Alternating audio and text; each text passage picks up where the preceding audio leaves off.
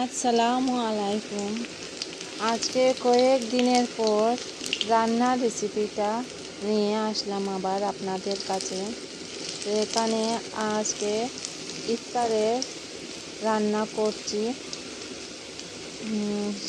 যেহেতু এই মাসটা রমজান মাস চলছে, যা আমাদের জন্য খুবই পবিত্র মাস, রোজা রাখা হয় এই মাসে।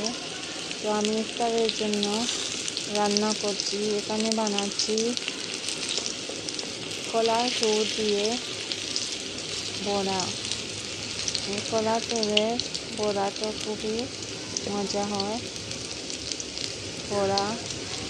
তারপরে আমি এই বড়াটা পাল্টিয়ে এরকম উঠিয়ে নিয়েছি। দেখছেন কি সুন্দর হয়েছে আমার এই পুরের বড়াটা। তারপর আমি আলু আর কেরলা কেটে ধুয়ে রেখেছি ইফতারের জন্য। এটাকে ভাজা করব। আর রেখেছি ছানা আমি ভিজিয়ে রেখেছিলাম রাত্রে, তো এটা ফুলে গিয়েছে। তারপরে পেঁয়াজটাও এখানে আমি কেটে রেখেছি। আর এখানে বানিয়েছি ইফতারের জন্য ইলিশ মাছ দিয়ে ফুলকপি আর আলু দিয়ে রান্না করেছি, আলু আর টমেটো। তো দেখছেন কি সুন্দর রান্না হয়েছে ফুলকপি আর ইলিশ মাছ দিয়ে। এইভাবে আপনারা রান্না করে খাবেন, দেখবেন কি স্বাদ হয়েছে। তো আমি এখানে গ্যাসে প্রেসার কুকারটা বসে দিয়েছি, যেটার মধ্যে আমি ছানাটা বানিয়ে নেব। আর অন্য কড়াইতে পেঁয়াজ দিয়ে যাতে আমি করলা এবং আলু ভাজা বানাবো। তো পেঁয়াজটা নেড়ে চেড়ে এইভাবে রাখছি যতক্ষণ না পেঁয়াজটা লাল হয়ে যাচ্ছে।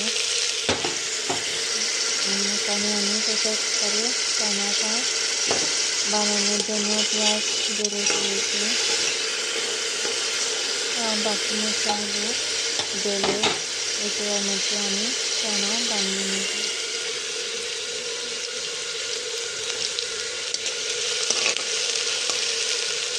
পেঁয়াজটা মোটামুটি ব্রাউন কালারের হয়ে গেছে। তো এটার মধ্যে আমরা করলা এবং আলু ভাজা করবো। আর এখানে মধ্যে ছানা ভাজাটা হয়ে গেল। আর এই আমাদের করলা এবং আলু সবজিটা তৈরি হয়ে গেল। দেখছেন কি সুন্দর রং হয়েছে। আর এই তো আমাদের ভাজাটা হয়ে গেল। আজকের জন্য অতটুকুই।